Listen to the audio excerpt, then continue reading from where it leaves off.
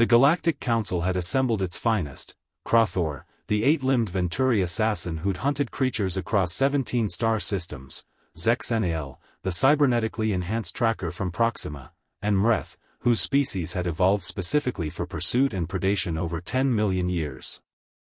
Then there was Jake Rodriguez from Brooklyn, who'd missed his bus that morning. The Council's emergency was unprecedented.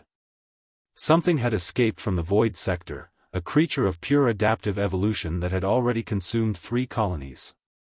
It learned from every encounter, evolved past every trap. The galaxy needed hunters. Earth's government, in bureaucratic confusion, had transmitted the coordinates to the nearest available human. That human was Jake, who'd been camping in the woods to avoid his ex-girlfriend's birthday party. "This is your champion?" Crothor's translator dripped with disdain as Jake materialized on the ship in hiking boots and a hoodie, still holding a half-eaten sandwich. Jake looked around the crystalline command deck, at the 3 apex predators eyeing him with contempt, and sighed the sigh of someone who'd already failed 2 midterms this semester.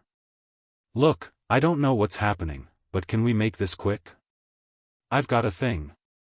The creature they tracked to Epsilon 7 was magnificent and terrible, a shifting mass of teeth, claws, and adaptive armor that changed with every second. The alien hunters deployed their strategies: military precision, technological superiority, evolutionary advantage.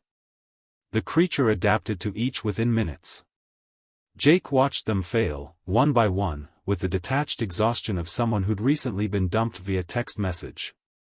When Mreth fell, screaming in her native tongue, something in Jake's terrible day finally snapped.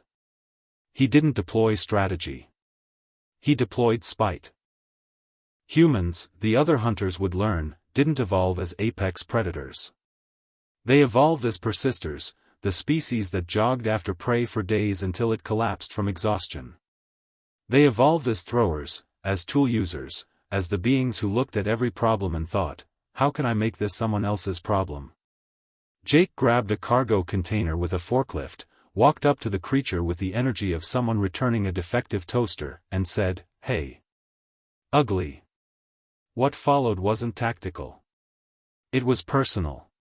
Jake led that creature on a chase through the industrial complex using nothing but human stubbornness and a complete lack of self-preservation instinct. He threw things. He taunted it. He made it angry, because humans knew anger, knew frustration, knew what it meant to have a bad day and need something to take it out on.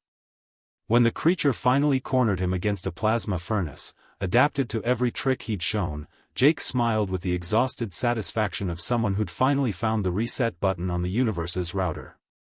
"Yeah," he said, "but did you adapt to not following obvious bait?" He rolled aside. The creature, momentum carrying it forward in its evolved hunting form, plunged into the furnace.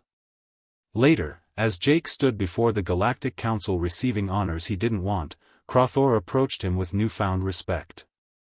"Your species hunts differently," the Venturi admitted. Jake shrugged, checking his phone. "We don't hunt, man. We just outlast.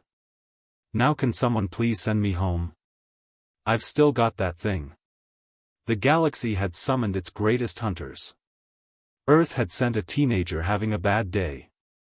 It turned out that was exactly what they needed.